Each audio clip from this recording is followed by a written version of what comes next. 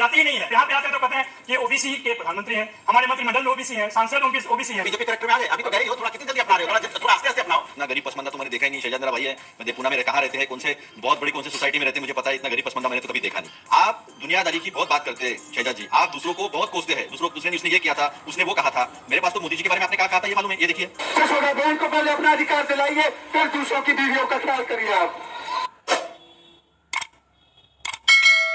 नमस्कार, आप देख रहे हैं हल्ला बोल, आपके साथ मैं हूं अंजना पूनावाला जी। ये जो ईबीसी, जो अति पिछड़े और दलितों का वोट है, यही आपकी सबसे बड़ी मजबूरी बनी, जिसकी वजह से आपने कई बार आपके साथ बेवफाई करने वाले नीतीश कुमार को फिर से गले लगा लिया है। कई सारे आप ही लोगों के प्रशंसक बड़े नाराज हैं कि बीजेपी को तो अकेले लड़ना चाहिए था, हिम्मत तो दिखाते।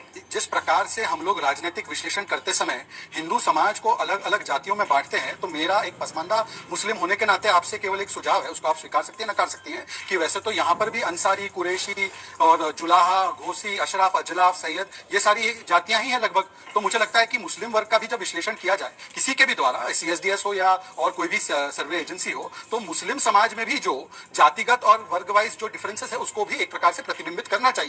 अन्यथा ऐसा लगेगा कि हम जैसे पसमानदाओं की जो 85% है, हमारी तो कोई पूंछ ही नहीं है, हमारी तो कोई औकात ही नहीं है।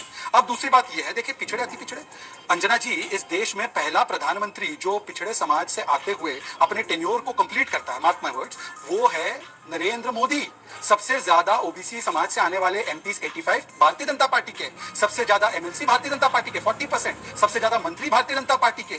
बल्कि जैसे राम जी की कहानी शबरी के बिना अधूरी होती है, तो राम काज का जो काम राष्ट्र काज का जो काम चल रहा है, गरीब काज के बिना अधूरा था। तो कर्पूरी ठाकुर जी को जो भारत रत्न देना था, दूसरी ओर कौन है? दूसरी ओर वो लोग हैं जिन्होंने मंडल आयोग पर विलंब किया, मंडल आयोग को कभी स्वीकारता नहीं दी कांग्रेस पार्टी ने, और जिन लोगों ने ओबीसी जातियों को क्या कहा रेवंत रेड्डी ने, कि ये आप ही के मंच पे कहा कि ये तो किस प्रकार के लोग हैं, इनका DNA जो कमतर है। जिस प्रकार की शब्दावली इस्तेमाल की गई ओबीसी समाज के लिए, तो मुझे लगता है कि आज तो स्थिति ये हो चुकी है कि कांग्रेस से पूछा जाए कि अब नए नए सुर्खियों गाने, अखिलेश जी ने भी तो बताया कि एक्सरे करने जो निकले, सबका नाम ले लिया, नीतीश बाबू का नाम नहीं ले रहे आप। जहां तक हमारा सवाल, सबका नाम ले लिया, शबरी जी के बारे में बता दिया, रामायण समझा दिया, पसमानदा बता दिया, अखिलेश बता दिया, कांग्रेस बता दिया, नीतीश बाबू पे कुछ 2 लाइनें।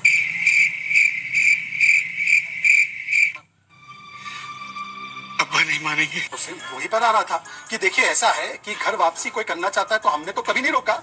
मैंडेट 2020 में तो एनडीए का मैंडेट था, आज मैंडेट का सम्मान हुआ है। 2019 में महाराष्ट्र में मैंडेट भाजपा शिवसेना का था, उसका सम्मान हुआ है। जिन लोगों ने तात्कालिक रूप से ही सही, अगर वो अपनी थोड़ी सी मैंडेट से अलग हटकर गए हैं, तो उन्होंने स्वीकारा है कि उनसे गलती हुई और वो वापस आ चुके हैं, तो हम उनका स्वागत ही करते हैं। घर वापसी में किसी के भी समस्या नहीं है। शशिशेखर जी कुछ कह रहे हैं, तो ये हिंदू हृदय इतना विशाल है, घर वापसी के लिए हमेशा खुला होता है। शहजाद, आप गलती शब्द को सोच समझ कर बोल रहे हैं। गलती हो गई थी, नीतीश जी से गलती हो गई थी। ऐसा है कि मैंने तो आपके जैसे बुद्धिजीवियों का अक्सर जो एक विश्लेषण होता है उसको परिभाषित करते हुए इस्तेमाल किया। ये मेरे शब्द थोड़ी है, मैं तो आप ही की जो भाषा होती है ऐसे टॉकिंग हेड्स की, कि नीतीश बाबू से घोर गलती हो गई इसलिए वो समझकर सामने आ गए वापस, तो मैंने उनके विश्लेषण का इस्तेमाल किया। ये मेरे शब्द नहीं है, आप इसको मेरे शब्द मत समझिए। आरजेडी नवल किशोर जी, आप लोग किस हाल में रह गए हैं? जब दोनों पिछली बार एक साथ आए थे तो आपका खाता नहीं खुला था बिहार में। कौन ये कल्पना कर सकता था कि लालू प्रसाद यादव का इस तरह से सफाया हो सकता है अगर बीजेपी और जेडीयू एक साथ हो जाए? नहीं, देखिए सफाया तो नहीं कह सकते हैं, ये जरूर कह सकते हैं कि जो जितने सीट पे हम लोग लड़े, दूसरे पोजीशन पे रहे और मत प्रतिशत में कोई खास परिवर्तन नहीं हुआ।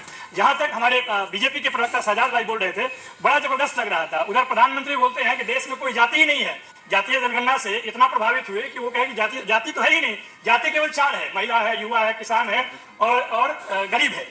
तो अब ये सोचें कि जाति का जो इस्तेमाल करते हैं, जब यहाँ पे आते हैं तो कहते हैं कि ओबीसी के प्रधानमंत्री हैं, हमारे मंत्रिमंडल में ओबीसी हैं, सांसद ओबीसी हैं। ये जो दोहरा चरित्र है, बिहार सबसे पहले उसको पकड़ा है और उसका जवाब भी दिया। जब उनको पकड़ा है, जवाब दिया है। आप याद कीजिएगा, अभी बोल रहे थे कि नीतीश जी चले गए। अरे 2017 में जब नीतीश जी आपके पास गए थे, उस समय क्या हुआ था? उसके लिए तो ऑन रिकॉर्ड उन्होंने कहा कि हमसे गलती हो गई थी, हमको भुलवा दिया था, इसलिए चले गए थे। लेकिन सबसे अच्छा ये लगा कि अब आप जाति के टर्म में बात करते हैं और उम्मीद है बिहार की जनता को और देश की जनता को कि आप जातीय जनगणना देश स्तर पे कराएंगे। उसमें भी दोहरा चरित्र देखा। बिहार में आपने यस बोला और देश में नो बोला। ऐसा होता है? नवल जी, कास्ट सेंसस तो फ्लॉप कार्ड साबित हो रहा है। 5 राज्यों के चुनाव तो यही कह रहे हैं। कांग्रेस पार्टी से पूछिए, अपने मैनिफेस्टो में डाला था, कोई फायदा नहीं मिला उसका, ना एमपी में ना राजस्थान में। नहीं, जो वोट वहां पे मिला है वो किस चीज पे मिला है?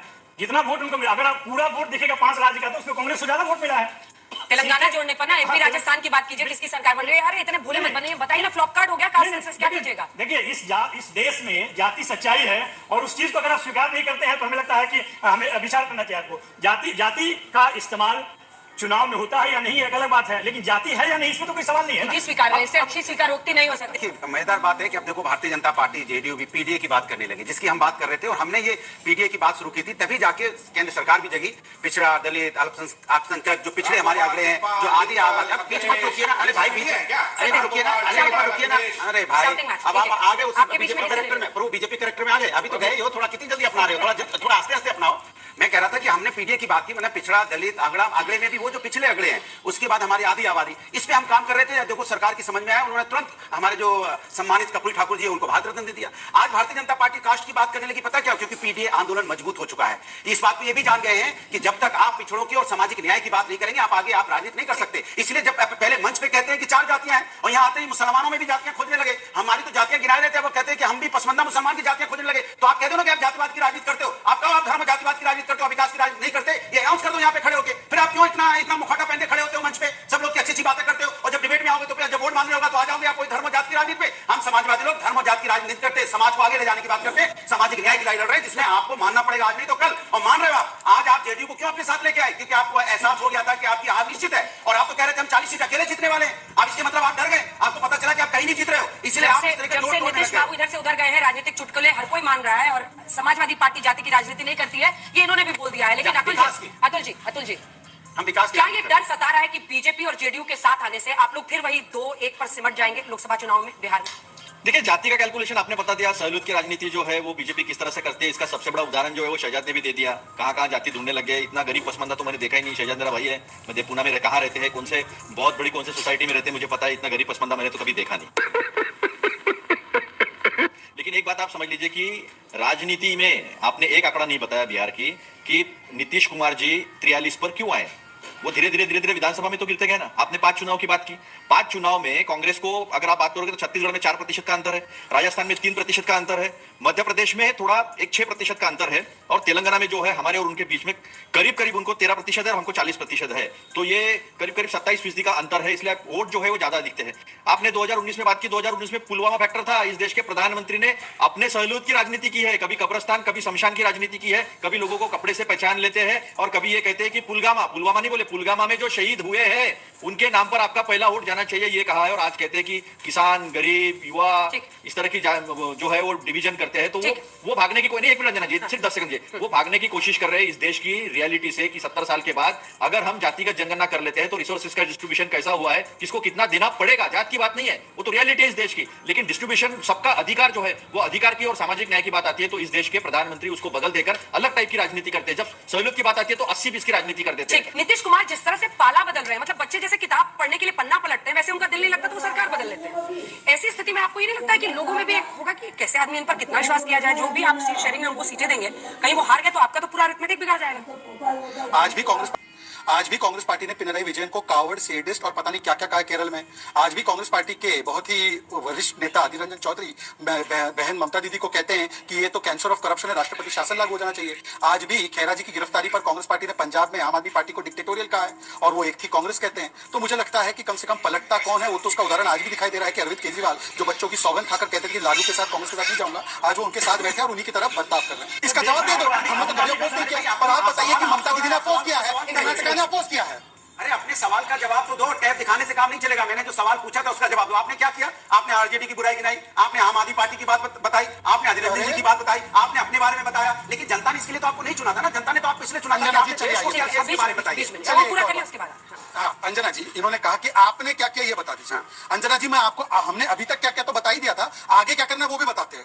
हम इस देश का अगला प्रधानमंत्री एक ओबीसी को बनाने वाले हैं। अब बता दीजिए कि आप बनाने वाले हैं, अभी नहीं है क्या? आपका कैंडिडेट ओबीसी नहीं है क्या? सुनिए ना, अभी है भाई, वही तो मैं कह रहा हूँ। आपकी बुद्धि, अंजना जी, जरा कॉमन सेंस इनमें हो तो इनको मेरे तर्कों में जो तंज है वो समझ में आएगा। मैं वही कह रहा हूं, मैंने शुरुआत इसी बात से की कि पहला प्रधानमंत्री जो ओबीसी समाज से आकर टेन्योर कंप्लीट किया वो हमने दिया, और आगे वाले टेन्योर में भी हम ही ओबीसी समाज से दे रहे हैं। और मेरे पुराने वीडियो जितने बताइए उसको ट्वीट कर दीजिए आईटी सेल के द्वारा। मैं तो कह रहा हूं ना कि आपके पास कोई काम नहीं बचा। हम हमें काम गिनवाते हैं, आप ये इस प्रकार से जो बातें वो गिनवाते हैं। तो मैं आपको एक वीडियो मैं भी सुना देता हूँ, क्योंकि आपको वीडियो अच्छे लगते हैं तो सुन लीजिए ये वीडियो, आप भी सुन लीजिए। आपको पसंद है मेरा टाइप तो सुन लीजिए, सुन लीजिए। आपने जहाँ से शुरू किया था, सुनिए, आपने जहाँ से शुरू किया तो देख लिया था, सबने। इसने ये कहा, हो गया देख लिया सबने। अतुल जी दिखाई अनुराग जी, आपका तो 2014 से लोगों ने खत्म किया हुआ है, 14, 17, 19, 22, 23, आपको तो लखनऊ मेट्रो में घुसने नहीं देते। सुनिए ना, आप दुनियादारी की बहुत बात करते हैं शहजाद जी, आप दूसरों को बहुत कोसते हैं, दूसरे ने उसने ये किया था, उसने वो कहा था। मेरे पास तो मोदी जी के बारे में आपने क्या कहा था ये मालूम है, ये देखिए आपने राम मंदिर के बारे में क्या कहा था। आप लोग व्यक्तिगत मत कर दीजिए। मतलब मुद्दा कोई ये प्रवक्ता वीडियो नहीं डॉक्टर है, मैंने इसके ऊपर केस किया हुआ है, मैंने इस केस किया हुआ है। चल झूठा। हक दिलवाना चाहता हूँ, अगर मुसलमान महिलाओं को हक दिलवाना चाहते हैं मोदी जी, तो मैं आपको एक फहरिस्त देता हूँ। एक महीने से नजीब की माँ हक के लिए और अपने बेटे के लिए दर बदर भटक रही है, पहले उसको इंसाफ दिलाइए। एहसान जाफरी की विधवा को पहले इंसाफ दिलवाइए। वो हजारों महिलाओं को गुजरात की इंसाफ दिलाइए, जिनके पतियों को, जिनके शौहरों को आपने खोया गुजरात में मरने दिया, कटने दिया, और जिसके चलते वो आज बेवा हो गई है, जिसके चलते वो आज अपना घर नहीं संभाल पा रही है, उनको पहले हक दिलवाइए। ये आने वाले दिनों में हमें अपने मजहबी हक से भी महरूम कर देगा, ये हमारे मजहबी हक को भी छीन लेगा। और यही इनका जो है एजेंडा है, ये यूनिफॉर्म सिविल कोड नहीं, ये RSS का सिविल कोड है, और इसको हम किसी भी हालत में लागू होने नहीं देंगे। और सबसे पहले मोदी जी, देश भर की महिलाओं को छोड़िए, गुजरात में एक महिला अपने अधिकार के लिए अभी भी रो रही है, उनको पहले अपना अधिकार दिलाइए। यशोदा बहन को पहले अपना अधिकार दिलाइए, फिर दूसरों की बीवियों का ख्याल करिए। आप इस सज्जन को क्या तकलीफ है भाई, क्या तकलीफ है इनको? मोदी जी, मैं ज्यादा लंबी बात नहीं करना चाहता। ये लोग सभी जानते हैं यहाँ पे कि चुनावों से पहले, खासकर उत्तर प्रदेश के चुनावों से पहले, ये इनकी तरकीब है कि हिंदू और मुसलमान के बीच दीवार खड़ी करे, लोगों को लड़वाया जाए, लोगों के बीच गलत फहमियां पैदा की जाए। ये हर एक मुसलमान, हर एक हिंदू, हर एक क्रिश्चियन, हर एक सिख की लड़ाई है। ये हमारे संविधान की लड़ाई है, क्योंकि जो हक हमें अपने मजहबी अधिकारों का है वो आर्टिकल 25 के तहत हमें दिया गया है, और कोई भी इसे छीन नहीं सकता। मोदी जी भी नहीं छीन सकते इसको। इसलिए मैंने केस किया हुआ है Anjana, this is a doctor video of mine. मैं कह रहा हूँ ये डॉक्टर है, आप मुद्दा एक प्रवक्ता का स्टैंड नहीं है। ठीक है, प्लीज सब ऑडियो डाउन कीजिए। शाउटिंग मैच मुझे करना नहीं है सर, प्लीज।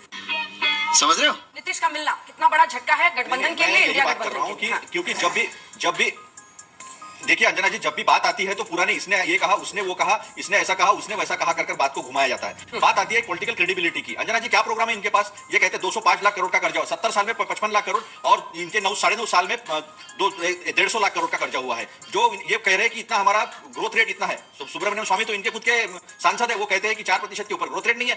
अभी उन्होंने ट्वीट किया है कि किसी ने उनको फाइनेंस मिनिस्ट्री से फोन किया और ये कहा कि इस बजट के बारे में आपका क्या कहना है, तो उन्होंने कहा इस देश का प्रधानमंत्री और वित्त मंत्री दोनों नौकरी के नाम पे गिरी कर रहे हो तुम। अब बताइए मैं क्या करूंगा? एक बहुत सिंपल सी टिप आपके साथ शेयर करती हूँ। अपने हाथ को इस तरह से रखिए। If you look at this from your side, आपका लेफ्ट हैंड आपको बी के जैसे दिखेगा और राइट हैंड आपको डी के जैसे दिखेगा। B and D. B for थोड़ी मदद रखिए। वे मैं थोड़ा